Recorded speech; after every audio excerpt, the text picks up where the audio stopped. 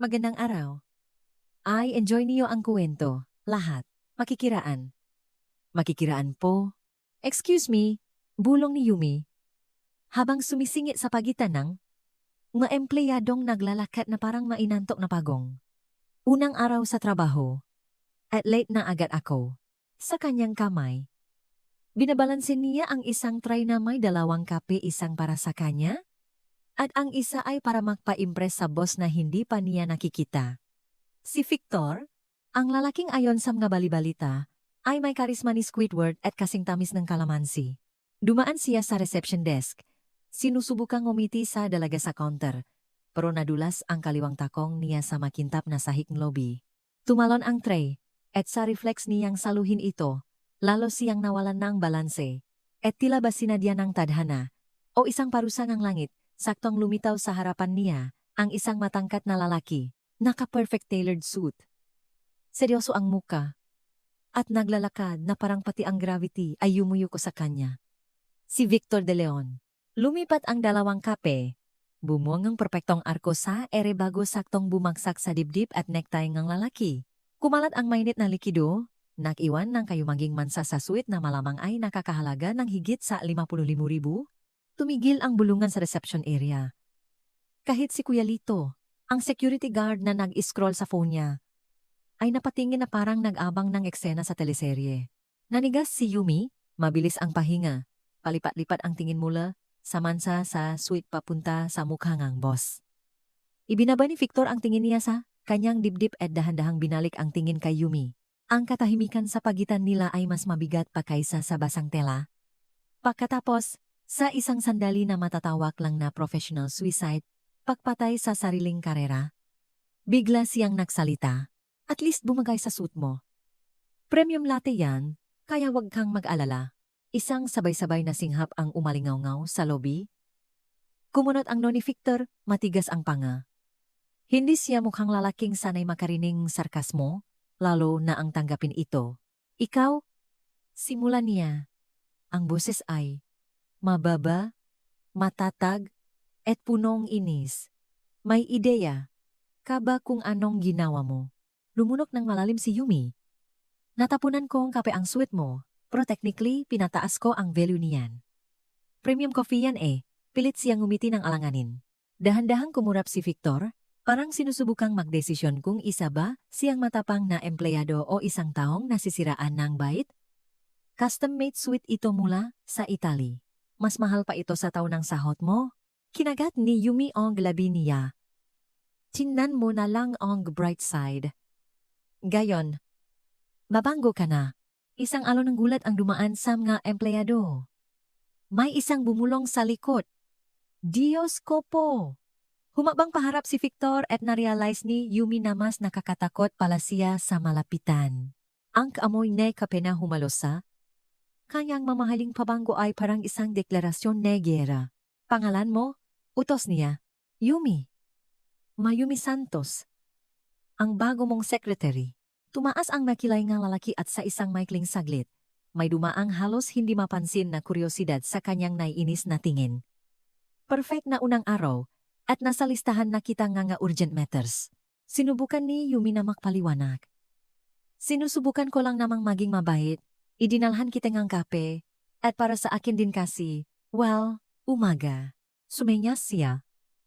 At narealiza na ibinabagay niya ang kamay niyang puno ne kape. Okay, titigil na ako. Huminga ng malalim si Victor. Halatang pinipigilan ang sarili. Pumunta ka sa opisina ko in 10 minutes at magdala ka ngang.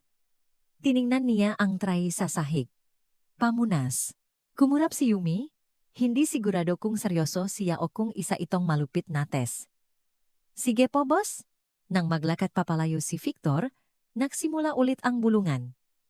2 intern ang nag-umpisang mag-usap ng excited at ang receptionist ay ngumiti ng nakakaloko. 10 minutes pa lang, gumawa ka ng history. Tumango si Yumi. Nga. Welcome to the dream job, Santos. Tila mas mabagal pa sa kasaysayan ng engineering ang pag-akit ng elevator. Sa bawat palapag, Piniple ulit ni Yumi sa isip niya ang pagtapon ng kape. Iniisip ang nga posibleng mangyari. Public humiliation. Agarang pakasisante, maging alamat ng opisina bilang ang babaeng sumira sa suit ng boss. Nang makarating siya sa 27 floor, ang hallway ay parang isang tahimik na korte. Bukas ang pinto ng opisina ni Victor, ngunit ang figura nitong nakatalikot habang nakatingin sa bintana ay nakatubili sa kanya. Pasok, sabi nito nang hindi lumilingon. Humakbang siya ng 2 beses. Hawak ang pamunas na parang kalasag. Sorry po sa kape. Aksidente lang yun. Gusto ko lang sana gumawa ng magandang impression. Dahan-dahan itong humarap. Nandun pa rin ang mansa sa suit niya. Pero ang tingin niya ay hindi lang galit. Isa itong pagtatasa, tila pinag-aralan ang bawat salita at kilos niya. Impression, Santos, ay ginagawa sa pamamagitan ng trabaho, hindi sa pamamagitan ng sumulyap ito sa dibdib niya. Late, tumango siya. Naintindihan ko? Kaya? Sa tingin ko hindi na ako magdadala ng ensaymada bukas. Hindi sumagot si Victor. Naglakad lang siya papunta sa desk, kumuhang folder, at ibinaba ito sa harapan niya. Trabaho para sa araw na ito. Tingnan natin kung mas magaling kang mag-type kaysa mag-serve ng kape. Kinuha ni Yumi ang folder, nanatiling nakataas ang baba. Magaling akong mag-type at mag-serve din ng kape. Kapag hindi nakikipagsawatan ang sahi laban sa akin.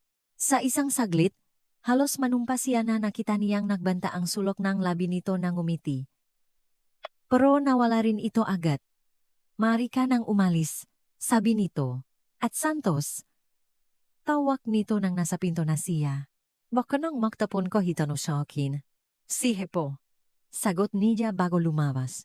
Habang isinasara niya ang pinto, may 2 bagay na alam si Yumi. Una, hindi niya gagawing madali ang mabagay para sa lalaking iyon. Pangalawa, hindi rin ito gagawing madali ang magabagay para sa kanya. Pumasok si Yumi sa 2 araw. Determinadong patunayan na ang insidente ng KPA, isa lamang masamang simula. Lingit sa kaalaman niya. Buong gabi palang gumawa nga, estratehiya si Victor na ikapupuring ang sinumang General Guerra. Eksaktong 8:15 ngang umaga, tumunok ang telepono sa desk niya. Santos, sa opisina ko. Ngayon na.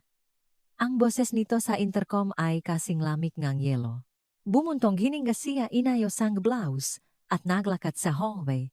Napansin niya kung paano siya tingnan ng mga empleyado na may halong kuryosidad at awa. Para silang nanonood ng isang taong naglalakad papunta sa sarili nitong burol. Upo. Utos ni Victor nang hindi naangat ng tingin mula sa dokumento na mukhang mas mahalaga pa sa world peace.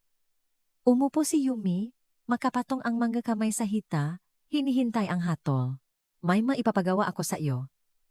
Simula nito, sa wakas ay inangat ang tingin na may ngiting hindi umaabot sa mamata.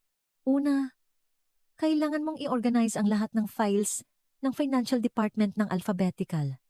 Pagkatapos, ay by date, tapos, by relevance. Deadline, 12 ang tanghali. Kumurap si Yumi. Sir Victor, may higit 1,000 dokumento roon. Problema mo ba yun? Putol nito. Kunwaring nakpabasa ulit. Oh, at kailangan ko ng detalyadong report sa productivity ng mga empleyado sa 3rd floor para sa araw na ito, pati na rin ng alas 5. At kailangan ko huminto ito ng madrama. Halatang ninanamnam ang sandali. Isang silver paperclip. Isa lang. Kumunot ang no ni Yumi. Isang silver paperclip? Eksakto. Hindi gold, hindi white, hindi chrome. Silver. Para sa isang napaka-importanteng presentation, nanatili siyang tahimik ng ilang segundo, nakpoproseso. Pwede ko bang itanong kung para saan? Hindi. Pwede ka nang umalis. Lumabas si Yumi sa opisina na may ekspresyong halong kawalan ng paniniwala at determinasyon. Sa elevator, bumulong siya sa sarili, gusto mo ngang gyera, bibigyan kita ngang gyera. 2 oras ang lumipas, papasok na si Victor sa opisina niya nang makarinig siya ng kakaibang ingay mula sa loob. Tunog metal. Parang may nakbubuhos ngang gabarya. Dahil na curious, mabilis niyang binuksan ang pinto. Nakatayo si Yumi sa harap ng desk niya. Nakangiti na parang pusang nakahanap ng nakatagong isda. Ang desk ni Victor ay balot na balot ng nga silver paperclip. Libu-libu sa mga ito ang nakakalat na parang maylaw na confetti. Dinala ko na lahat ng nahanap ko. Piliin mo na lang ang pinakamaganda. Kaswal niyang sabi na parang nakdala lang siyang kape. Hindi mo na kailangang magpasalamat. Nanigas si Victor sa pinto, hindi makapagsalita. Sa gitna ng desk, sa gitna ng mga paperclips, may isang handwritten note. Sana may gumana sa mga ito para sa napaka. Importante mong presentation. Santos, ano ito? Ang silver paperclip na hinihingi mo. Sagot nito. Pinapanatili ang sarkastikong ngiti. Magsimulang magtipon ng palihim ang ilang empleyado, sa labas ng glass wall, nakbubulungan ng excited. Tiningnan ni Victor ang desk, tapos kay Yumi, tapos sa desk ulit, isang halo ng inis, at pakabigla, ang duman sa mukha nito. Paano ka nakakuha ng ganito karaming silver paperclip? Nanghiram ako sa ilang opisina sa building. Tuwang-tuwa silang tumulong nung nalaman nilang para kay Victor de Leon ito.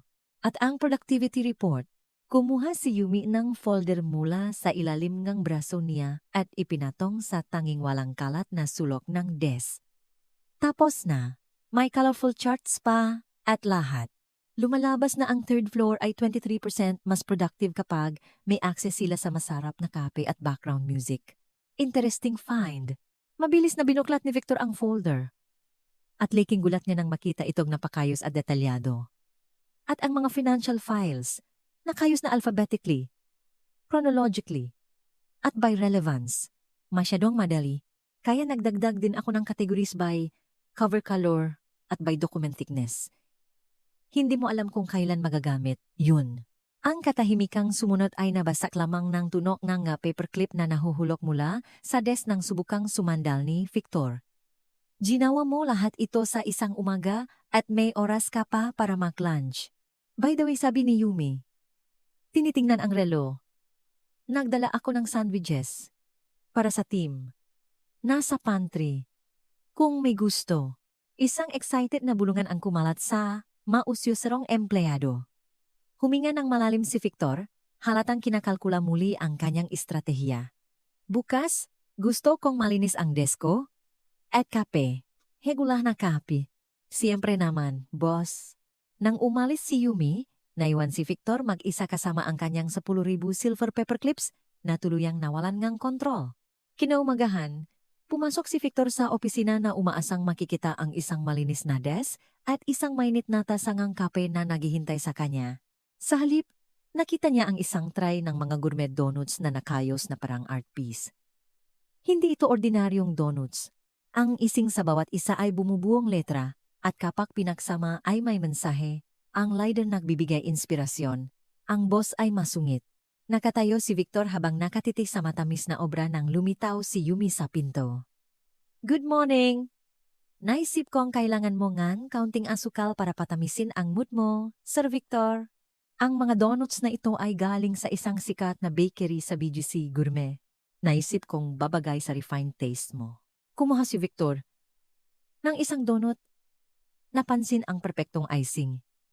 Ikaw ang nagdekoratin nito. Gumugol ako ng 2 oras sa bakery para turuan ang panadero. Sabi niya hindi pa rin siya nakagawa ng donuts na may motivational messages. Motivational? Isa itong modern leadership technique. Inspirational Sweets, nabasa ko sa isang article ng Asian Institute of Management Journal. Kinagatan ito ni Victor. At kahit pilit niyang pinipigilan ang reaksyon, kailangan niyang aminin na masarap ito. At ang kape? Oh, akala ko nagde-detox ka sa caffeine.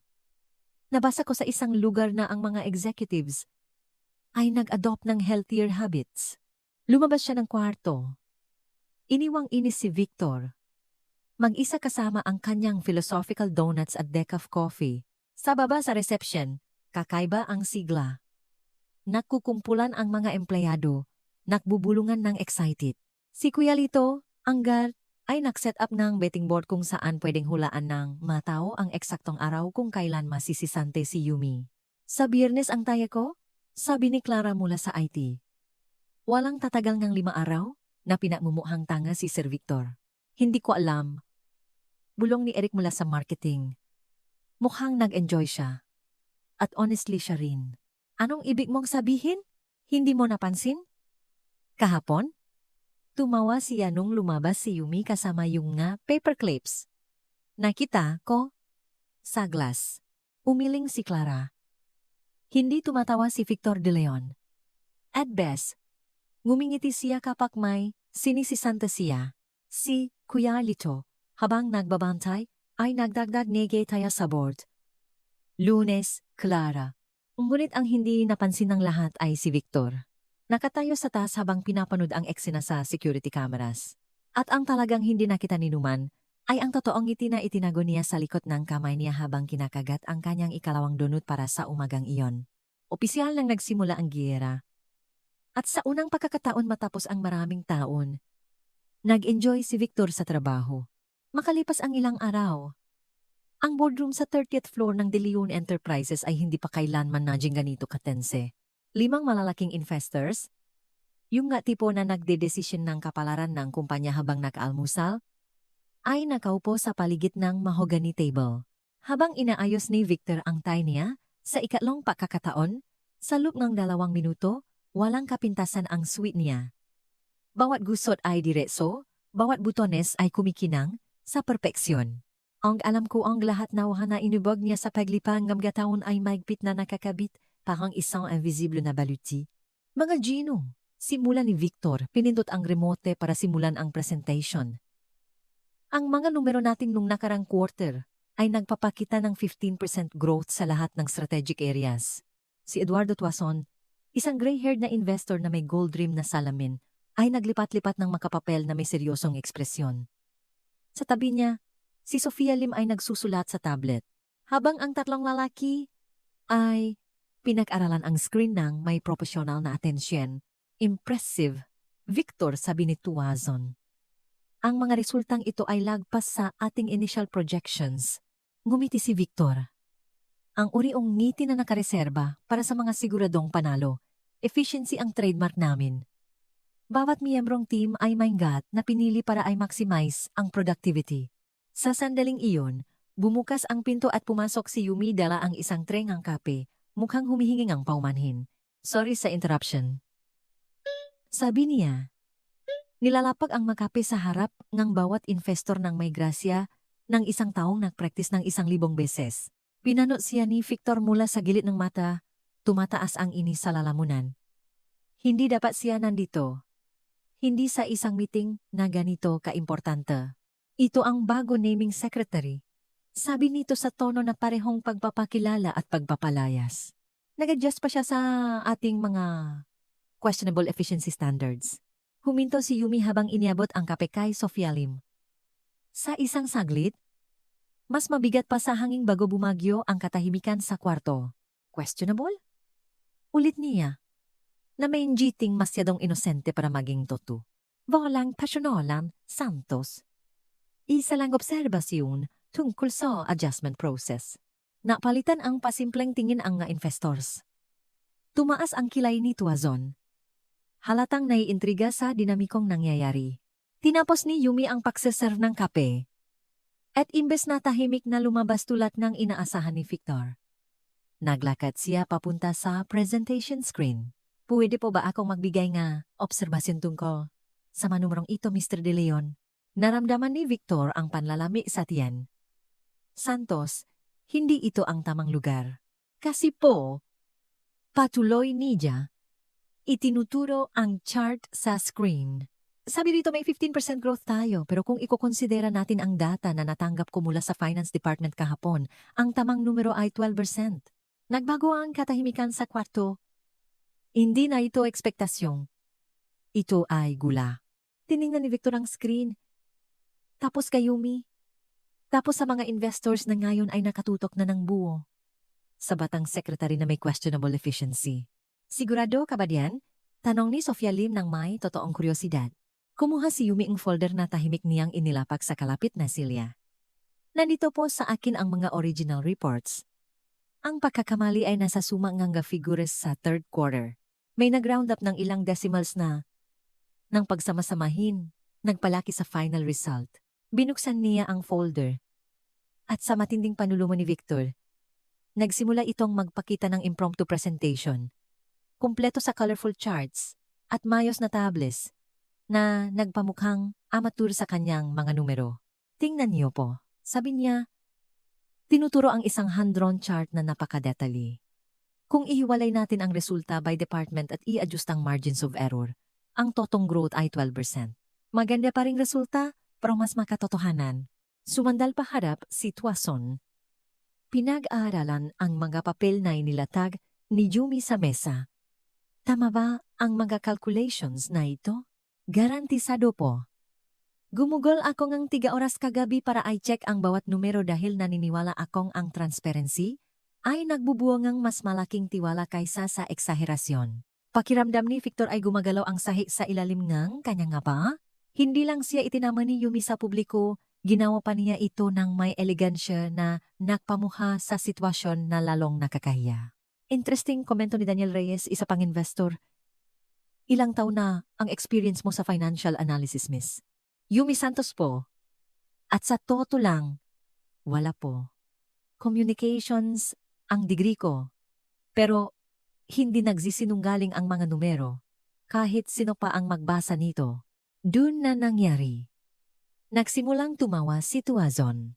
Hindi isang formal na pagtawa, kundi isang totoong halahak na umaling-aw-ngaw sa conference room na parang kulok. Diyos ko, sabi niya habang pinupunasan ang matang panyo. Ang batang ito ay mas mahalaga pa sa kahit anong stock sa kumpanya mo, Victor. Ngumiti ang ibang investors, halatang ali na ali. Binuklat ni Sofia Lim ang nga charts ni Yumi na may halatang paapruba. Hati si Victor sa kagustuhang magtago sa ilalim ng mesa o hilahin si Yumi para maktos. Toto ang inis niya, pero may iba pa. Isang bagay na ayaw niyang kilalanin bilang pahanga. Well, sabi niya, sinusubukang bawi ng control. Humihingi ako ng paumanhin sa hindi planadong interruption. Interruption? Umiling si Tuazon. Paglilinaw yon. Mas gusto ko ang tapat na numero kaysa sa makukulay na pantasya anumang araw. Nagsimulang ayusin ni Yumi ang kanyang nga papel. Iwan ko na po kayo para makapagpatuloy ng payapa. Gusto ko lang makasigurong tama ang impormasyon ng lahat. Teka, sabi ni Sofia Lim. Ikaw mismo ang gumawa ng charts na ito? Opo, gumamit lang po ako ng basic Excel at counting creativity sa kulay. Gaano katagal mong ginawa? Nag-isip si Yumi. 2 oras po kagabi pagkatapos ng trabaho. Tumango si Reyes. Impressed. Victor, mukhang nakahanap ka ng isang diamante. Pinanood ni Victor si Yumi na maglakad papunta sa pinto at sa isang saglit naktama ang paningin nila. May hamon sa mga mata nito. Pero mayroon din tila isang tahimik na tanong. Iniisip mo pa rin bang questionable ang efficiency ko? Salamat sa pagwawasto, Santos, sabi niya. Ang boses ay mas magaspang kaysa sa inaasahan. Laking handang maklingkot, boss. Nang sumara ang pinto, umarap si Tuazon kay Victor nang may nakakalokong hiti. 15 taon na akong nag-invest sa mga kumpanya at ngayon lang ako nakakita na secretary na itinama ang CEO sa publiko nang may ganyang klase ng class. I promote mo siya o ihahire ko siya. Pilit na tumawa si Victor. Nasa trial period pa siya. Kung ako sa iyo, gagawin ko ng permanen yan bago niya marealis ang sarili niyang halaga. Nagpatuloy ang meeting ng walang insidente, pero halos hindi na makafocus si Victor. Abala ang isip niya sa pagprosesong nangyari. Hindi lang siya hinamon ni Yumi sa publiko. Ginawa niya ito ng may husay, talino, at kumpiyansa na halos maging kapangahasan. Nang tuluyan nang umalis ang mga investors, naiwan mag-isa si Victor sa kwarto, nakatingin sa charts na nakalimutan ni Yumi sa mesa. Hindi lang ito tumpak. Ang ito ay brilliant. Sa unang pagkakataon matapos ang maraming taon, may nakpawala ng balanse niya. At ang pinakanakakagambalang bahagi ay hindi na niya alam kung gusto niyang ang pahiganti o kung gusto niyang malaman kung ano pang mga sorpresa ang itinatago ni Yumi Santos. 3 araw na ang lumipas simula nung insidente sa conference room, at nagsimulang makapansin si Yumi ngang bagay na hindi niya binigyan ng pansin noon. Oh! Mas madalas tumawa ang maempleyado kapag nandiyan siya, pero may isang anino sa kanilang mata na nananatili kahit sa masayang sandali. Huwebes noon, halos alas 7 ng gabi nang magdesisyon siyang magstay late para tapusin ang ilang reports. Halos walang tao sa building. Tanging ang ugong ng aircon at malayo-layong tunog ng vacuum ang bumabasak sa katahimikan. Si Aling Rosa, mula sa cleaning crew, ay naktutulak ang kanyang car sa hallway nang batiin siya ni Yumi. Hi, Aling Rosa. Gabi na po ah. Ngumiti ang ginang na nasa 50 na. Ngunit napansin ni Yumi na hindi umabot sa mga mata nito ang ngiti. Lagi naman akong ginagabi. Iha, simula nung binawasan nila ang team namin, bawat isa sa amin 2 palapak ang nililinis. Tumigil sa pagtatype si Yumi. Binawasan ang team. Sumulyap si Aling Rosa sa paligid.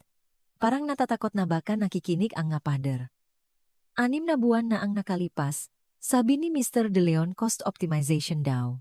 Tinanggal din nila ang health card, HMO namin. Ngayon basic na lang. Yung health card, dati maganda yun ah. Covered ang dental salamin mga ganun. Ngayon nakibit balikat ito, tanggap na ang kapalaran. Pinakakasya na lang namin. Nakaramdamin na hesikip sa dibdib si Yumi. At ang ibang empleyado. May cuts din ba para sa kanila? Hininaan pa ni Aling Rosa ang boses. Yung 3rd floor tinanggalan ng food allowance. Yung itim wala ng transportation allowance. At wala na ring snack sa pantry tuwing alas 3 ng hapon. Bakit? Cost-cutting do. O sabi nila. Nanatiling tahimik si Yumi, pinoproseso ang impormasyon. Habang si Victor ay gumagastos sa isang suit ng higit pa sa kinikita ni Aling Rosa sa loop 2 buwan, nawawalan naman ng basic benefits ang nga empleyado na nakukumahok mabuhay. Aling Rosa, pwede ba magtanong? Bakit hindi kayo magreklamo? Tumawa ang ginang, pero walang sigla ang tunog. Magrereklamo kanino? Si Mr. De Leon hindi naman kilala sa pagtanggap ng suggestions at mahirap mahanap ng trabaho ngayon. Tinitiis na lang namin. Umuwing may buhol sa tiyan si Yumi ng gabing iyon. Inakala niya na si Victor ay isang arogante at mahirap pakisamahang boss. Ngunit ang malamang binabawasan niya ang benepisyo nga, taong nahihirapang mabuhay habang rumarampa, siya suot ang Italian sweets niya ay nagpabago sa lahat. Kinaumagahan, dumating si Yumi ng mas maaga ng 2 oras. May misyon siya. Pakpatak ng alas 8, nang magsimulang dumating ang maempleyado. May nakita silang kakaibang eksena sa pantry. Naroon si Yumi, nakasuot ng improvised na apron na gawa sa paper towels, namimigayng mainit na pandesal at totong kapeng barako. Hindi ang kulay kapeng likido na madalas lumabas sa makina. Morning, Clara, bati niya sa taga-IT. Nag-alok ng mainit pang tinapay. Kinuha ito ni Clara. Mukhang nakdududa. Ano to? Operation Niti. Kumindat si Yumi. Ngayong araw, lahat masarap ang kain. May nakadikit na notes sa bawat tinapay. Binuksan ni Clara ang sa kanya at binasa ng malakas. Laban lang. Ngayong araw, hindi mo kailangang makunwaring gusto mo siya. Napahalahak siya. Yumi, baliw ka. Sa loob ng ilang minuto, napuno ang pantry ng mga empleyado. Lahat tumatawa sa kanilang mga notes. Si Eric mula sa marketing ay tawang-tawa na halos mabilawkan sa kape niya. Tandaan, siya nga ang boss mo. Pero ikaw ang nagpapaandar sa kumpanyang ito. Basa niya ng malakas. Saan mo nakuha tong tinapay? May context ako. Misteryosong sagot ni Yumi. Ang toto. Gumising siya ang alas 5 ngang umaga para pumunta sa bakery sa kanto nila at kinumbinsi ang may-ari na tumanggap ng special order. Hawak ni Nate mula sa accounting ang note niya parang isang kayamanan. Ngayong araw ay magandang araw para humingi ng raise. O at least dagdagan ng asukal ang kape mo. Umiling siya. Impress ako. Ginawa mo talaga to para sa lahat. Deserve niyo yan? Simpleng sabi ni Yumi. Nagtatrabaho kayo ng maayos para umandar tong lugar na to? Ito lang ang kaya kong gawin? Dumating si Aling Rosa sa pintong pantry. Nakasuot pa rin ng uniform. Agad siyang binigyan ni Yumi ng 2 tinapay. Isa sa iyo, isa kay Elsie. Sabi niya, tinutukoy ang katrabaho nito. Nang mabasa ni Aling Rosa ang note niya, Napaluha siya. Salamat sa pagpapanatiling malinis at maayos ang opisina namin. Nakikita at ina-appreciate po namin kayo. Yumi, bulong nito. Uy, bawal umiyak sa pantry, sabi ni Yumi niyakap ng mabilis ang ginang. House rules. Lumakas ang ingay sa pantry. Dumating ang nga empleyado mula sa ibang palapag, naakit ng amoy ng totoong pagkain at tuno ngang tawanan. Sa lubang ilang minuto, ang inakalang simpleng almusal ay naging isang maliit at impromptu na party. Saka dumating si Victor. Huminto siya sa pinto nege pantry. Pinapanood ang eksena na may ekspresyong halong pagkalito at pagdududa. Maingay na kwentuhan, matotoong ngiti, mga empleyadong madalas ay halos hindi man lang bumabati, ngayon ay nakakasama sa mesa at nagtatawanan. Anong nangyayari rito? Ang boses niya ay humiwas sa usapan na parang malamig na patalim. Ang katahimikan ay instant. Parang may pumindot ng mute button sa totoong buhay. Lumingon si Yumi, hawak pa rin ang tray ngang tinapay. At ngumiti na parang walang kakaibang nangyayari. Good morning, Sir Victor. Gusto mo ng pandesal? May palamang ham and cheese. Tiningnan ni Victor ang tray, tapos ang mamuhang maempleyado na ngayon ay parang magabatang na huling gumagawa ng kalokohan.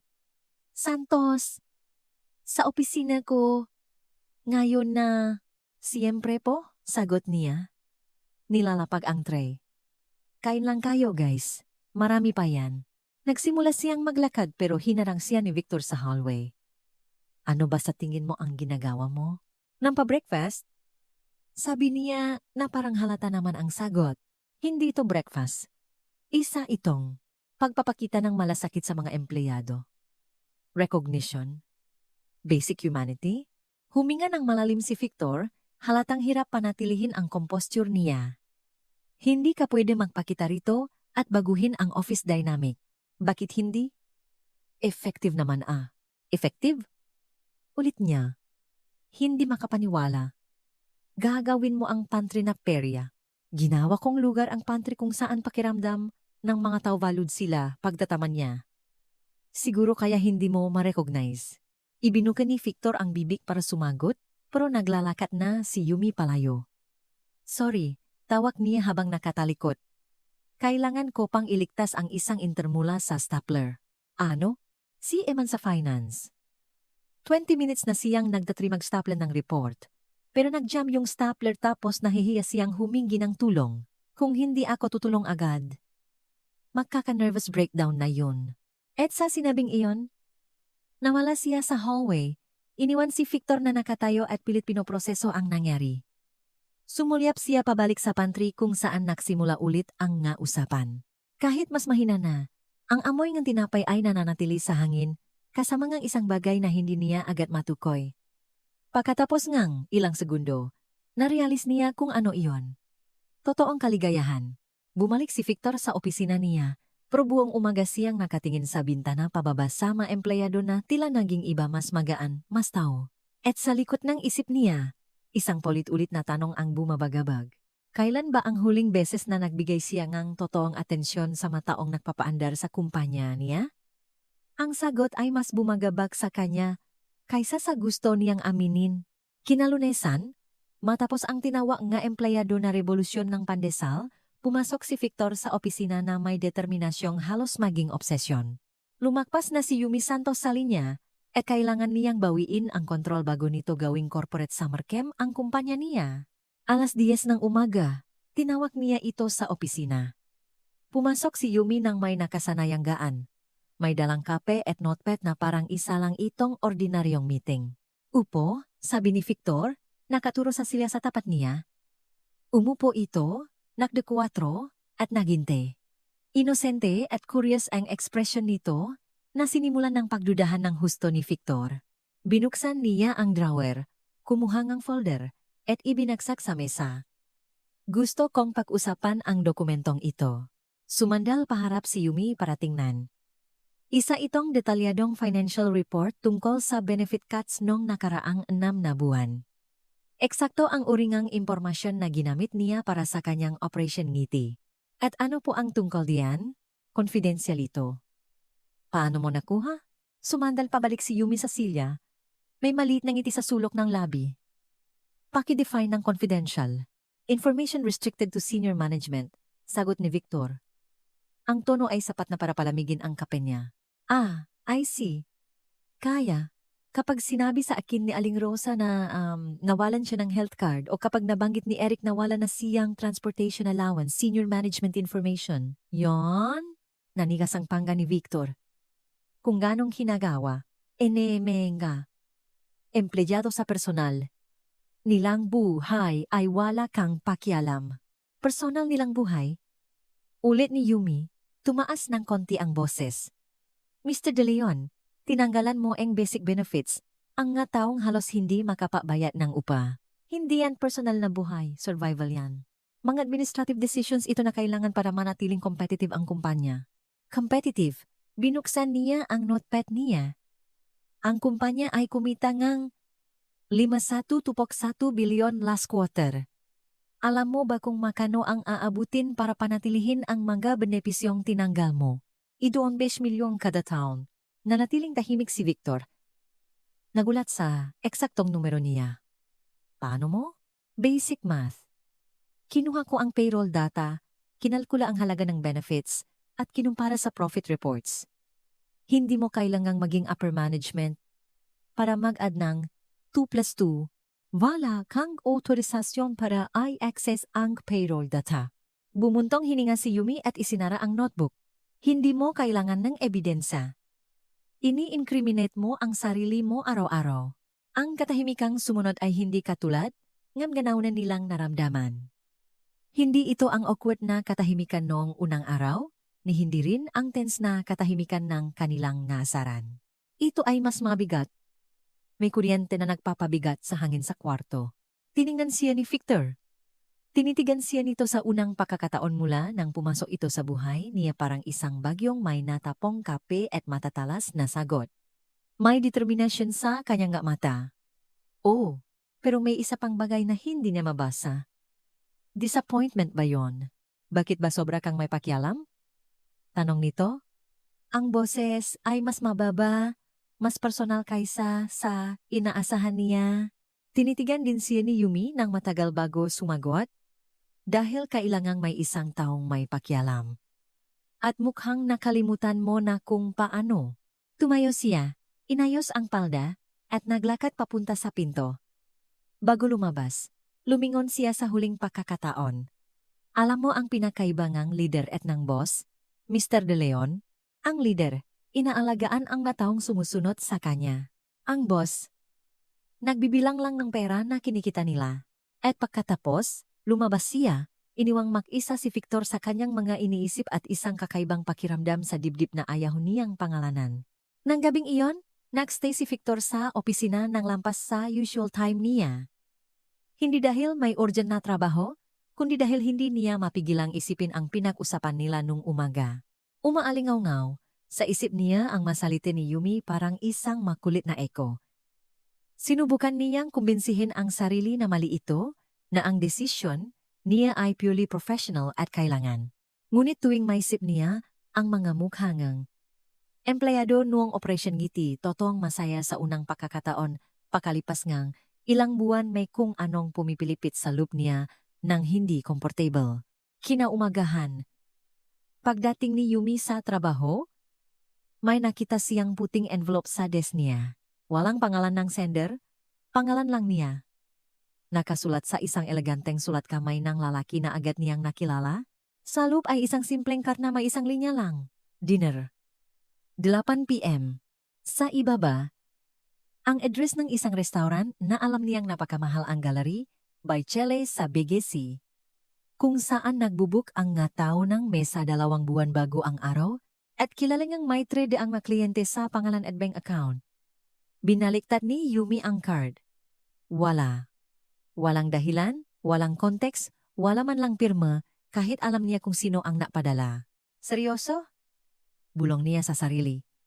Buong umaga sinubukan niyang mag-focus sa trabaho, pero bumabalik ang isip niya sa imbitasyon. Isa ba itong pananakot? Proporsyonal na patibong? O iba pa? Dumaan si Olive mula sa accounting sa desk niya noong lunch break. Okay ka lang? Mukhang lutang ka? Nag-isip lang isang komplikadong desisyon, sagot ni Yumi. Work-related? Sumulyap si Yumi sa envelope na itinago niya sa drawer. Honestly, wala akong idea. Nang hapong iyon, sinubukan niyang basahin ang intensyon ni Victor sa pamamagitan ng pag-obserba sa kilos nito.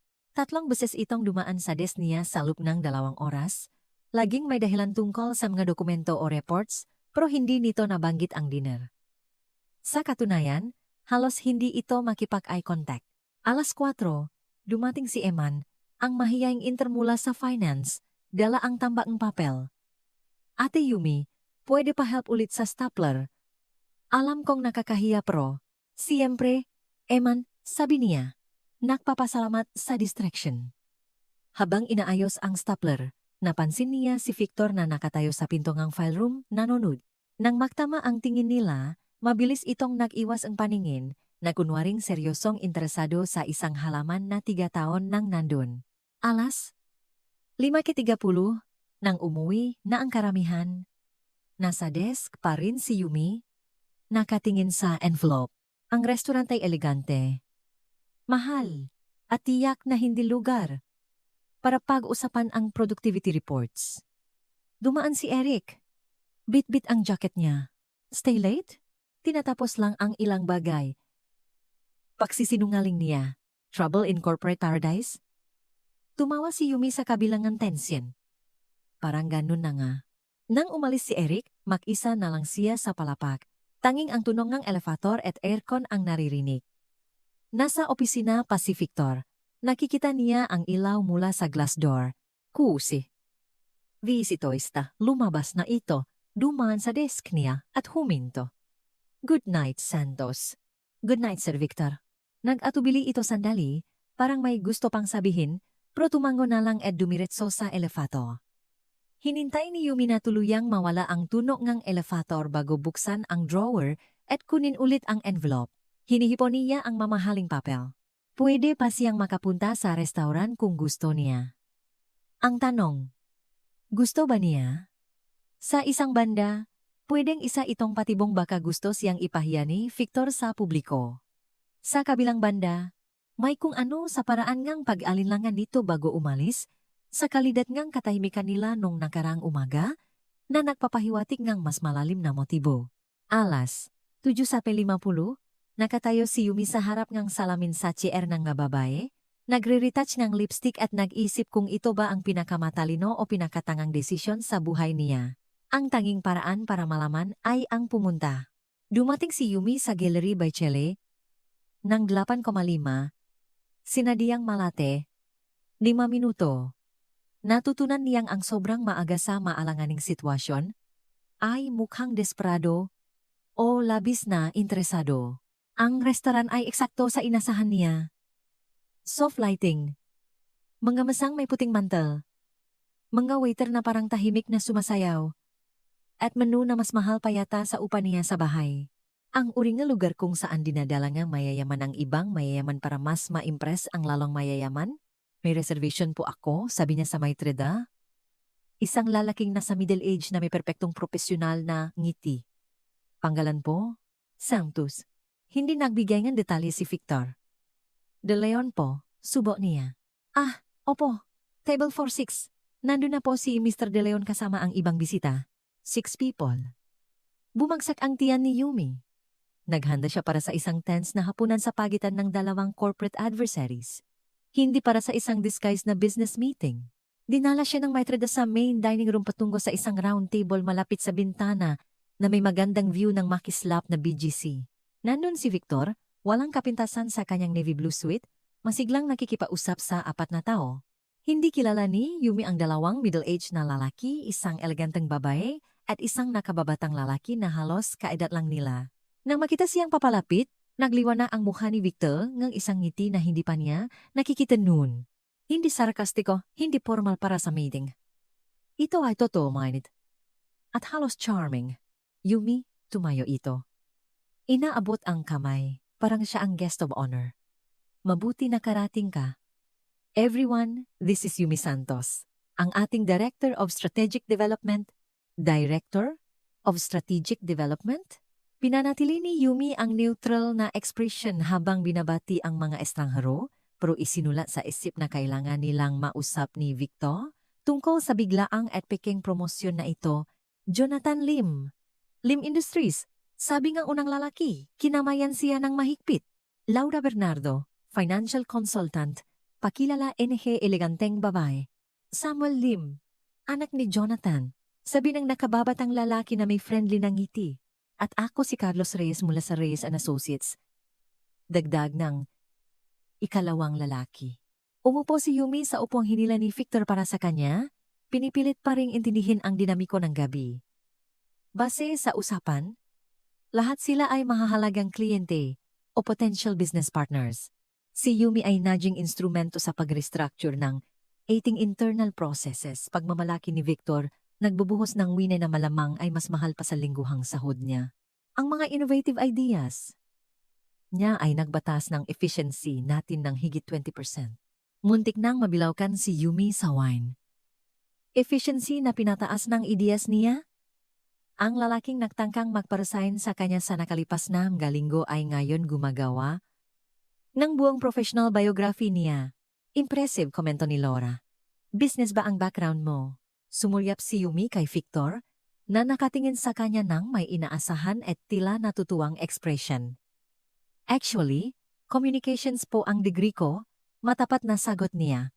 Pero naniniwala akong ang organizational efficiency ay may malaking kinalaman sa malinaw na komunikasyon at pag-intindi sa pangangailangan ng matao. Interesting perspective, sabi ni Jonathan Lim. Pwede mo bang ipaliwanag? Uminga ng malalim si Yumi. Kung gusto ni Victor maglaro, makikipaglaro siya. Well, na-discover ko na ang karamihan sa productivity problems sa mga kumpanya ay hindi galing sa sirang sistema o kakulangan ng resources, kundi dahil sa mahinang komunikasyon sa pagitan ng management at staff. Kapag pakiramdam ng mga tao na pinapakinggan sila at valued sila, natural na mas mayos silang magtrabaho. At paano mo ito in-implement sa De Leon Enterprises? Tanong ni Carlos, alatang interesado. Tiningnan ni Yumi si Victor na mukhang curious ding marinig ang isasagot niya. Nagsimula kami sa maliit na hakbang community breakfasts. Recognition para sa individual work, transparency sa pagdedesisyon, uminom siya ng wine. At siyempre, pag-review ng mga policies na nakakasira sa morale ng team. Muntik nang mabilawkan si Victor sa sarili niyang wine. Policies? Sumandal paharap si Jonathan. Interesado. Mga hindi kinakailangang pagjut sa basic benefits, halimbawa. Nalaman namin na ang cost-benefit ng pagpapanatili nito ay mas maganda kaysa sa inakala namin. Ang tingin na ibinigay sa kanya ni Victor ay sapat na para tunawin ang yelo sa tubig niya.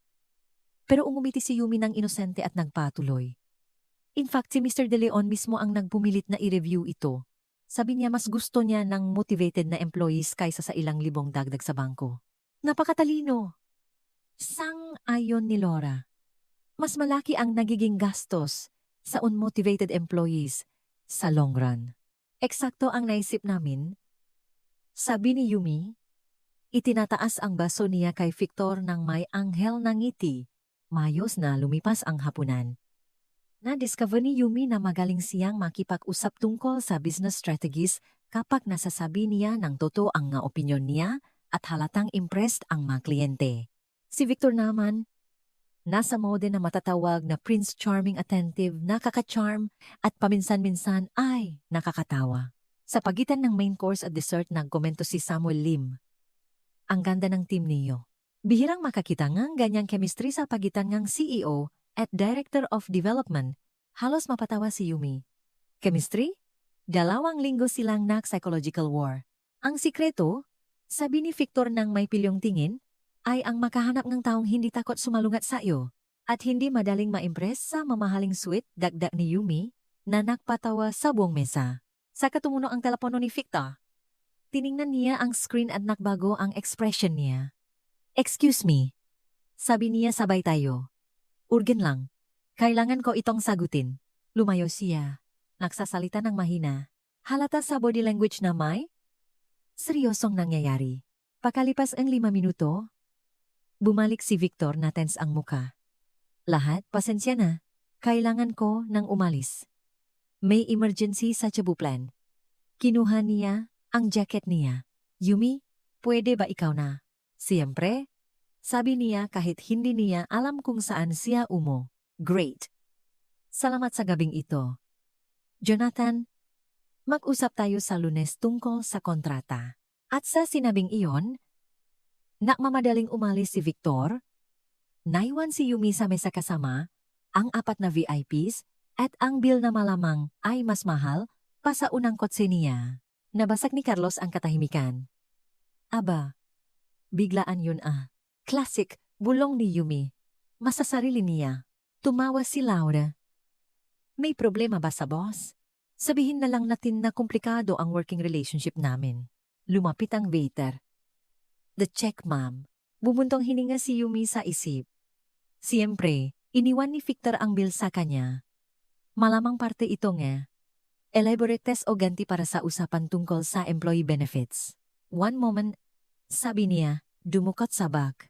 Buti na lang nakahiram siya ang corporate card ni Victor mula sa desk nito nung nakaraang linggo, nagsabing kailangan para sa office supply purchase. Just in case, siyempre, here you go. Sabi niya inabot ang card ng nakangiti. Na-impress si Jonathan Lim. Swerte ang De Leon Enterprises na nandiyan kayong dalawa. Ngumiti si Yumi.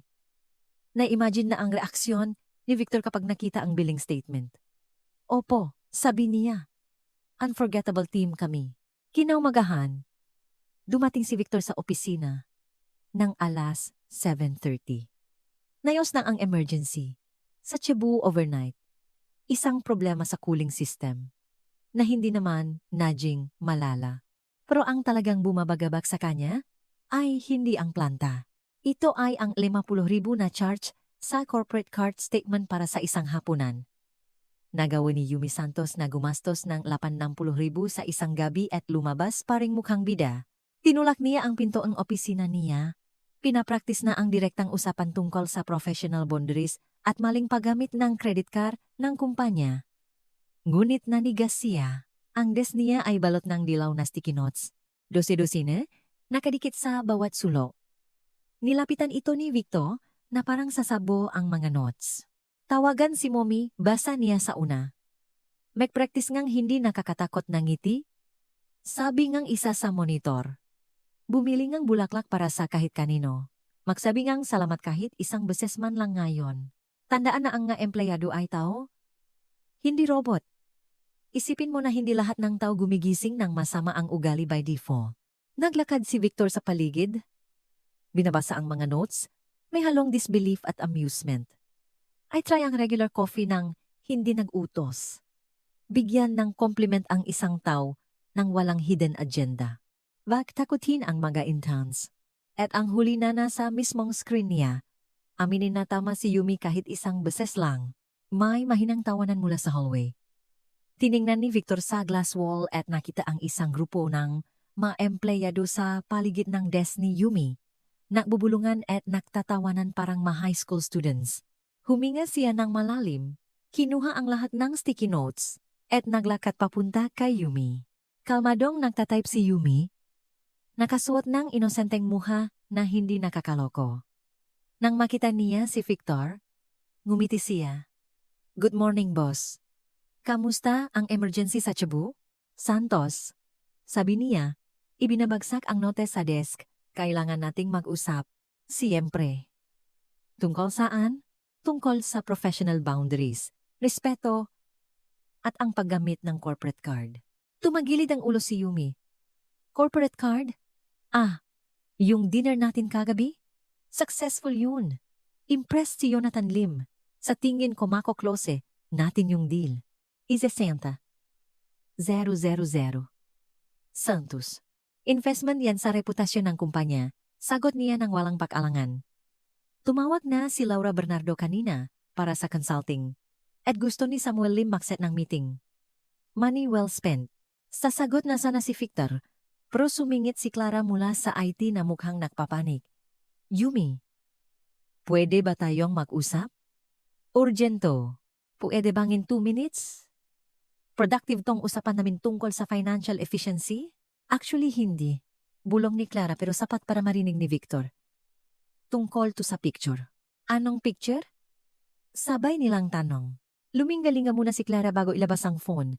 May nagpost ng picture niyong dalawa sa dinner kagabi sa WhatsApp group ng kumpanya. At, well, nagkaka-speculate ng mga tao. Inabot niya ang phone. Isang picture iyon nakuha sa malayo mula sa labas ang bintana ang restoran. Nagpapakitang nagtotos sina Victor at Yumi, parehong nakangiti. Hindi perfect ang quality pero malinaw na sila yun. Ang caption, Squidward nahanap na ang forever. Sa ibaba nito, ang mga comments. Kuya Lito, call the press. Eric, sabi ko na nga ba eh. Walang nagsusurvive ng 2 linggo sa asaran kung walang defined protection o romance. Aling Rosa, cute nila. Siguro napaamon niyang pandesal. Kaya pala hindi pa siya natatanggal. Umayat ang dugo sa mukha ni Victor, hindi dahil sa hiya, kundi dahil sa totoong inis. Sinong nagpost nito? Di po namin alam. Anonymous account pero may 43 comments na. Kinuha ni Yumi ang phone at nagsimulang basahin ang comments, natatawa. Dapat may gumawa ng documentary tungkol dito. O ito, From Enemies to Lovers. Isang corporate saga. Santos. Boses ni Victor ay mapangganib na mababa. Oh, ang ganda nito. Nakahanap na siyang hindi takot sa kanya, mas beloved. Tumawa si Yumi. Ang romantic nila. No boss, tumingala siya. Ang tingin ni Victor ay hindi katulad ng dati. Hindi na inis, sarkasmo o galit. Isa itong mas matinding emosyon, mas personal, na parang lumakpas na siya sa isang linyang hindi niya alam na nag-exist. Sa opisina ko. Ngayon na, sabi nito, tumalikot. Ibinalik ni Yumi ang phone kay Clara. Don't worry, ako na bahala, bulong niya. Yumi, hawak ni Clara sa braso niya. Mukhang galit na galit siya. Lagi naman siyang mukhang galit. Natural state niya yan. Habang naglalakad siya papunta sa opisina ni Victor, napansin niyang palihim na pumuwesto ang nga empleyado para manut sa glass wallet na kwarto. Parang nag-abang ng susunod na episode ng teleserye. Nakatayo si Victor sa likod ng desk niya, nakatalikot. Nang pumasok si Yumi, hindi agad ito humarap.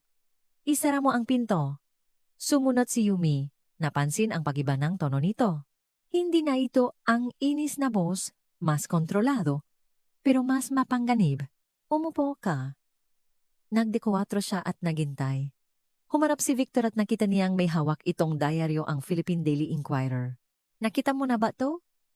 Ibinaba nito ang diaryo sa mesa. Tiningnan ni Yumi ang front page ng business section at umikot ang tiyan niya. Naroon ang parehong picture mula sa WhatsApp. Ngayon ay in high resolution na. Ang headline, Victor De Leon sa isang romantic dinner. Pinaka-eligible na CEO ng bansa. Nahanap na ang pag-ibig. Yun lang ang nasabi niya. Ulit ni Victor, ang boses parang basa na salamin. Yan lang ang sasabihin mo? Kinuha ni Yumi ang diaryo. Speculation lang ito based sa photo, pero binanggit ang kanyang misteryosong presensya at nangkot ng sources na may namumuang corporate romance. Well, at least hindi nila binanggit yung insidenteng kape. Tinitigan siya ni Victor ng matagal. Napakatahimik na naririnig ni Yumi ang sarili niyang puso. Pagkatapos, sumandal si Victor sa mesa. Ipinatong ang makamay doon, at tiningnan siya sa mata. Nahanda si Yumi sa sigawan, paninisi, baka pakasisante. Ang hindi niya inasahan ay lumayo si Victor sa mesa, pumunta sa bintana, at tahimik na tumayo doon ng halos 1 minuto. Nang magsalita siya, kalmado ang boses niya. Kailangan kong tulong mo. Kumurap si Yumi. Sorry? Ano? Humarap si Victor. At nakita ni Yumi ang isang bagay na hindi pa niya nakikita noon. Vulnerability. Mahina. Halos hindi mapansin. Pero nandun. Nakareceive ako ng tawag galing sa beer kagabi. Kaya ako umalis bigla sa dinner. Huminga siya ng malalim. Iniimbestigahan ang kumpanya dahil sa tax fraud. Napayos upo si Yumi. Tax fraud? May nag-leak ng impormasyon na nagsasabing may shell accounts tayo na nag-evade ng taxes. Kasinungalingan yan siyempre. Pero makakasira sa kumpanya ang ganyang akusasyon. Kahit fake pa. Eksakto. Nagsimula na ang investigasyon. May 72 hours ako para ibigay ang mga dokumento at patunayang inosente tayo. Pinaaralan siyang mabuti ni Yumi. At saan ako papasok diyan? Nagatubili si Victor. Pinipigilan ang Prid. Nakakapansin ka ng mga bagay na hindi ko napapansin. Patterns, inconsistencies. Kailangan ko nang magre-review ng records natin ng may fresh eyes. Isang taong hindi emotionally tied sa numbers. Gusto mong i-audit ko ang sarili mong kumpanya? Gusto kong tulungan mo akong hanapin kung sino ang nasa likod nito. Kasi may tao sa loop na nakleak ng info. At yung taong yun ay may access sa data na ilan lang ang nakakakita. Sumandal si Yumi sa silya. Si Victor de Leon, ang lalaking buong linggong nagpahirap sa kanya, ay humihingi ng tulong para isalba ang kumpanya niya. Bakit ako? May buong team ka ng accountants at internal auditors. Dahil ikaw lang ang sigurado akong hindi ka sabat.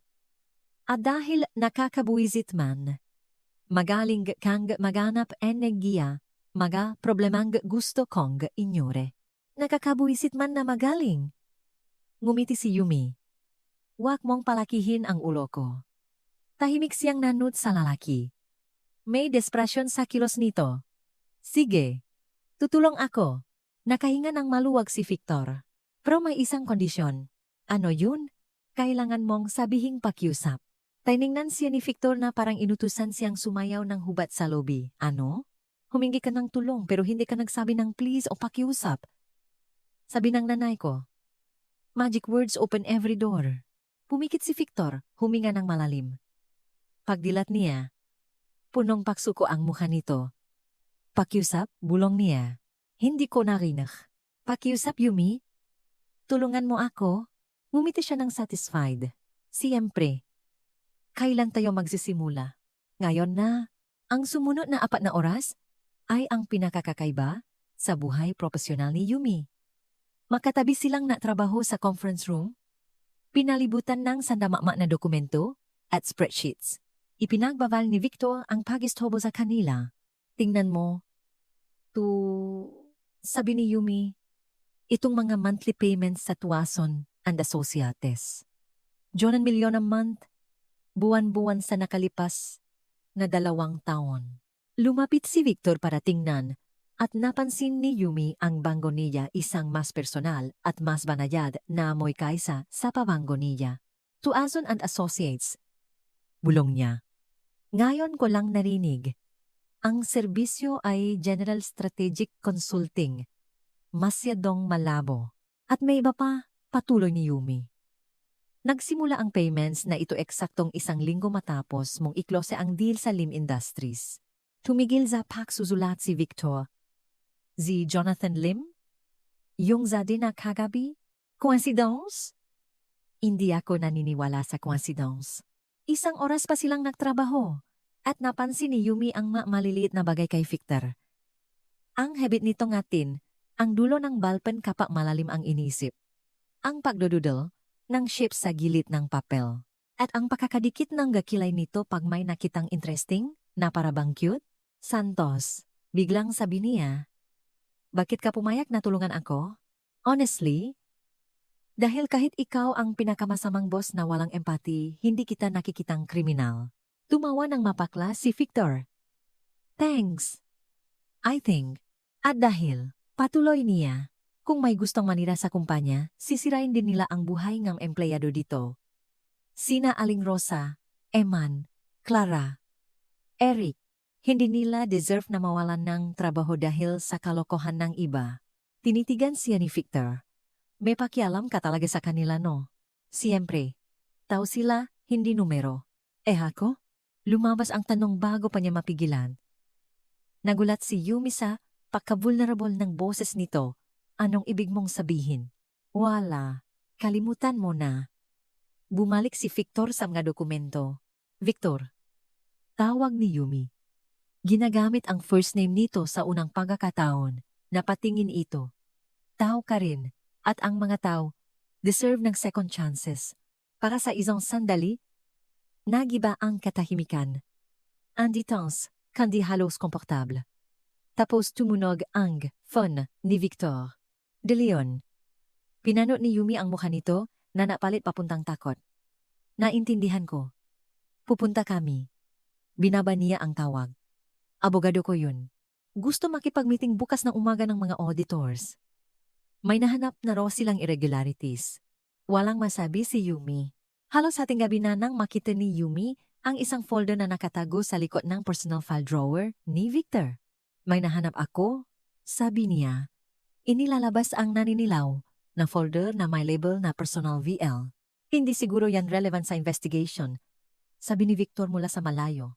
Pero binuksan ito ni Yumi at nanigas. Sa loob ay mga lumang newspaper clippings at photos na walang kinalaman sa negosyo. Unang picture ay isang 10-year-old na bata. Mag-isa sa isang malaking birthday party. May malaking cake, pero walang ibang bata. Victor, ibalik mo yan, matigas na sabing lalaki. Pero tiningnan pa ni Yumi. Clippings ng tagapagmana ng De Leon Fortune. Mga picture sa events na laging mag-isa. Si Victor o katabi ng seryosong matatanda. Isa pang picture. 15-year-old si Victor, nakatanggap ng academic award. Nasa stage siya hawak ang plaque, pero walang audience, puro bakanteng upuan. Oh my God, bulong niya. Santos, sabi ko ibalik mo yan. Nakita niya sa mata ni Victor ang hiya. Nahihiya ito sa isang childhood na sumisigaw ang kalungkutan. Yung nga magulang mo, nasaan sila? Nagtatrabaho. Laging nagtatrabaho, lumapit si Victor at isinara ang folder. Naniniwala ang tatay ko na hindi kailangan ng atensyon ng gabata, kundi istruktura. Sang-ayon naman ang nanay ko. At may kaibigan? Mahirap magkaroon ng kaibigan kung homeschool ka na may private tutors at uma-attend lang ng events na ikaw lang ang bata. Naramdaman ni Yumi ang pakirot ng puso. Biglang-bigla, ang pagiging arogante nito at kakulangan sa pakikisama sa mga empleyado ay nakaroon ng saysay. Victor, ayoko ngawa mo. Putol nito. Nasa akin na lahat ng mabibilingang pra, maliban sa mga bagay na hindi nabibili nito. Huminga ng malalim si Yumi. Kailangan niyang basagin ang tensyon. Well, sabi niya ng medyo pasigla. At least naiintindihan ko na kung bakit ang pangit mo, makipag-small talk. Napatingin si Victor gulat sa pagbabago ng tono. Ano? Hindi ka na-practice? Ang mga bata natututo sa paglalaro at pakikipag-away. Ikaw dumiretso ka sa business meetings kasama ang mga seryosong matatanda. Ngumiti ng bahagya si Victor. Pinapsychoanalyze mo ba ang childhood ko ngayon? Pinapaliwanag akong bakit. Socially traumatized ka. Umupo si Yumi sa dulo ng mesa. Pero don't worry, may cure diyan. Practice. At may ideya ako para pagsabayin ang dalawang bagay. Kinuha niya ang dokumento tungkol sa Tuazon and Associates. Nalaman ko na mag-host sila ng charity event sa Sabado Art Auction. At pupunta tayo. Tayo? Bilang mag-couple. Dagdag ni Yumi. Kailangan mong matutong mag-socialize. At kailangan kong makapasok sa event na yan para malaman kung sino ang nasa likod ng Tuazon and Associates. Perfect. Yumi, kalokohan yan. Bakit? Hindi mo ba kayang makunwaring gusto mo ako kahit ilang oras lang? Hindi sa kanan. Nakaatubili ito. Hindi. Ako makaling sa kanitong bahay. Social events. Small talk. Makunwaring normal. Naramdaman ni Yumi ang pagmamahal para sa mahinang lalaki sa likod ng CEO image. Relax, ngiti niya. Acting lang too. And bright side? Ang galing ko kayang makunwaring hindi kita naiinis. 3 weeks na akong nagpa-practice. Tumawa ng tutu si Victor, ang unang beses na narinig ito ni Yumi. Nakakaryasure ba yan? Siyempre. Kung kaya kong makunwaring hindi nainis sa iyo, kaya mo rin akong itolerat. At kung may makakilala sa atin dahil sa diaryo, mas maganda. Iisipin nilang normal na date natin yun. Vin-vin. Umiling si Victor pero nakanggiti. balo ka, at socially traumatized ako. Perfect team na tayo. So, deal. Sige. May isang tanong lang ako. Ano? Marunong ka bang sumaya? Pamumutla ni Victor. Bakit? Dahil laging may sayawan sa ganyan. Huwag kang mag-alala. Sabi ni Yumi papalabas. Kung na-survive mo ang malungkot na kabataan para maging successful CEO, matututunan mo rin ang basic walls. Huminto siya. At Victor, hindi ikaw ang problema nun. Mga magulang mo ang nawalan na pagkakataong makilala ang isang magaling na anak. At iniwan niya itong mag-isa kasama ang isang kakaibang pakiramdam sa dibdib na hindi nito matukoy. Kinabukasan, pumasok si Yumi nang may misyong I practice ang laughing girlfriend act. At natutuwa siyang asarin si Victor. Good morning, mahal. Sabi niya. Ipinapatong ang kape sa desk nito ng may napakatamis na ngiti. Muntik may buga ni Victor ang tubig na iniinom niya.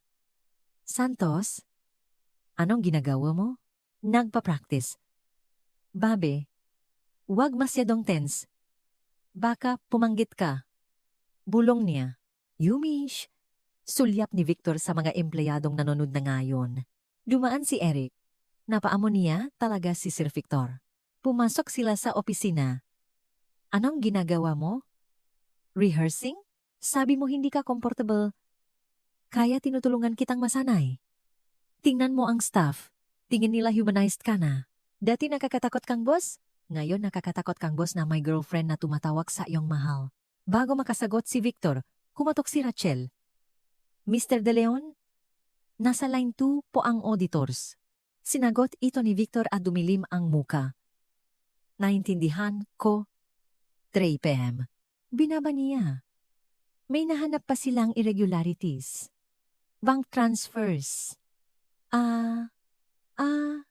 Binaba niyon sa 6 na buwan, papunta sa mga ghost accounts. Kanino ba pupunta yon? Sino ang may access sa financial system bukod sa'yo? Tanong ni Yumi. Ang CFO, si Samuel Lim. Napatigil silang dalawa. Si Samuel Lim. Anak ni Jonathan Lim na nandun sa dinar. Hindi. Si Samuel Lim ay ang CFO natin. 5 years na siya dito. Kumunod ang noo ni Yumi. Pero sa dinner, napakilala siyang anak ni Jonathan Lim. Kinuha ni Victor ang personnel file. Tingnan mo tong picture. Ito ang Samuel Lim namin. Victor. Yan din ang lalaki sa dinner kagabi.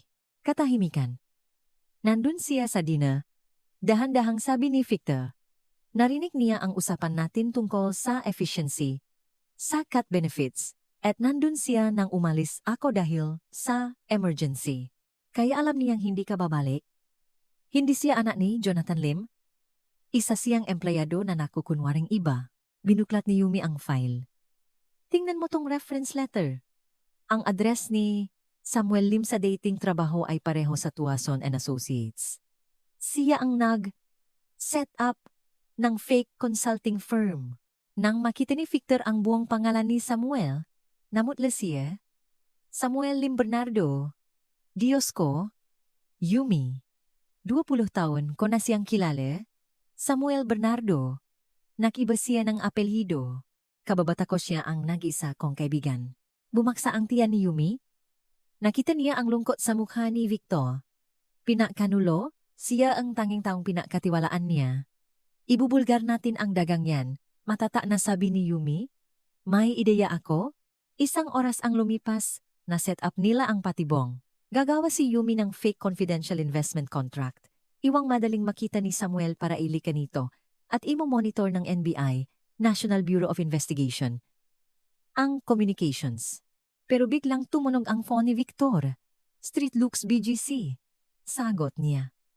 Nagpalit ang muka nito sa matinding panik. Ano? Pupunta ako diyan agad. Binaba niya ito. Yung tatay ko. Inatake sa puso. Nasa iku. Tumadyo agad si Yumi. Pumunta ka na. Pero ang plano, ang patibong? Hinawakan ni Yumi ang makamay nito. Ako nang bahala. Naramdaman ni Victor ang init ng kamay nito. Hindi kita pwedeng iwan mag-isa rito.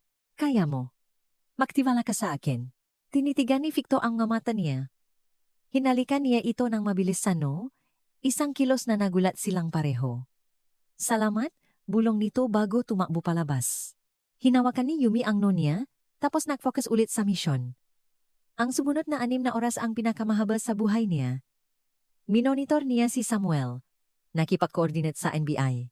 Pagsapit ngang alas, 7 gabi, nahulog si Samuel sa patibong.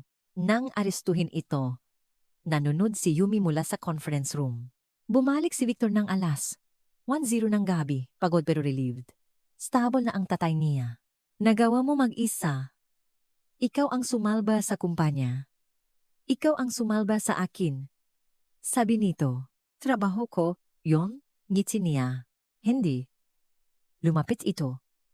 Higit pa doon yon. 3 araw matapos arestuhin si Samuel, normal na ulit ang lahat.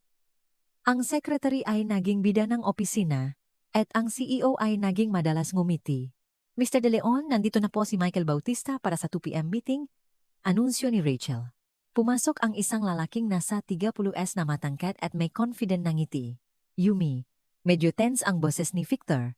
Ito si Michael Bautista ng Bautista Investment Group. Michael, si Yumi Santos, ang aming Director of Strategic Development. Kinipkip ni Michael ang kamay ni Yumi. Impressive ang nagawa mo kay Samuel. Sana makausap kita maya-maya. Napansin ni Yumi ang paghihigpit ni Victor sa tabi. Sa kapehan sa kanto, sa Starbucks, diretsong nag-offer si Michael. Hindi ako nandito para kay Victor. Nandito ako para sa'yo. Gusto kita ngalukin ng executive director position sa kumpanya ko. 115 million na sweldo a year, performance bonuses at full creative freedom. Kumurap si Yumi. 10 beses iyon ng sahot niya ngayon. Pag-iisipan ko po. Nang bumalik sila, parang territorial cat si Victor, sabi nga ni Olive. Nung dumala ulit si Michael kinabukasan, lumaban si Victor. Yumi, kailangan kitang isama sa meeting sa Tokyo next week at ipopromote kitang vice president, sabi nito ng malakas para marinig ni Michael. Nang umalis si Michael, sabi ni Yumi, Tokyo, Vice President, seryoso, anong in-offer niya sa'yo? Ayokong mawala ka. The raw honesty caught her off guard. Hindi ito tungkol sa pera. Victor, tungkol saan? Tungkol sa kung saan ako kabilang. Biyernes ang hapon. Nag-out ng maaga si Yumi. Nagpunta siya sa building ng Bautista Investment Group sa BGC. Michael, maganda ang offer mo, pero nasa De Leon Enterprises ang pwesto ko. Kasama ng gataong mahalaga sa akin, paktanggi niya. Ngumiti si Michael ng may lungkot. Dahil sa kanya, no? Sana ma-realize niya kung gaano siya kaswerte. Biglang bumukas ang pinto. Pumasok si Victor na parang bagyo. Michael Bautista, mag-usap tayo. Pipigilan ko siyang gawin ang pinakamalaking pagkakamali sa buhay niya. Victor, anong ginagawa mo? Sigaw ni Yumi. Hindi ka pwedeng umalis, Yumi. Hindi kita papayagan. Pag-ari ka. Pag-ari mo. Galit na sabi ni Yumi. Hindi yun ang ibig kong sabihin. Ang ibig kong sabihin ay hindi ko maimaginan ang kumpanya. At ang buhay ko, nang wala ka, umalis si Michael. Offer still stands kung magbago ang isip mo, Yumi. Victor, next time bulaklak dalhin mo. Wag ganyan. Pag-alis nito, hinarap ni Yumi si Victor. Pumunta ako rito para tanggihan siya. Dahil na-realize kong sa De Leon Enterprises ako nararapat. At sa'yo, ikaw na tanga ka. Tapos susugot ka rito na parang possessive CEO. Uwi na ako. Tawagan mo ako pag marunong ka ng umarte bilang civilized na adult. At nag-walkout si Yumi. Paglipas ang 2 oras, nasa labas ang tsondo ni Yumi si Victor. Nakasuot ng maong at t-shirt. Gusto kitang bumalik? Sabi niya agad. Pero hindi bilang secretary. Bilang ano? Bilang partner ko sa kumpanya at sa buhay. Pangako mo na hindi mo na isusuot yung Disney feline suit mong itim at wala nang na dramatic scenes. Tumawa si Victor. Pangako, partners? Inilahat niya ang kamay. Hinawakan iyon ni Yumi. Hinila siya ni Victor palapit at sa unang pagkakataon. Hinalikan siya nito. Hindi madrama, kundi malambot at punong pangako. 6 na buwan ang lumipas. Ang De Leon Enterprises ay halos hindi makilala. May totoong halahak na sa mga hallway. Si Yumi, Director of Special Projects na ngayon, ay nasa sariling opisina. Ang nameplate, Yumi Santos, Director of Projects at Specialist sa Natapong Kape. Dumating si Victor dala ang 2 kape. Namit ko si Aling Rosa kanina, sabi nito, nagpapasalamat dahil naibalik ang HMO, makakapagpa-opera na siya sa Katarata. At si Eman, na-promote na. Ngumiti si Yumi. Nakikita mo, 30% increase sa productivity dahil sa tamang pamamahala. Lumapit si Victor sa kanya. Sigurado ka bang hindi mo gusto yung trabaho kay Michael? Mas malaki bayad dun. Ilang beses ko bang sasabihin? Hindi. Dahil dito, nandiyan si Aling Rosa, si Eman, si Clara. At andito ka, ang ex-boss ko na terrible at ang boyfriend kong kailangan ko pang i-civilize. Kinagabihan.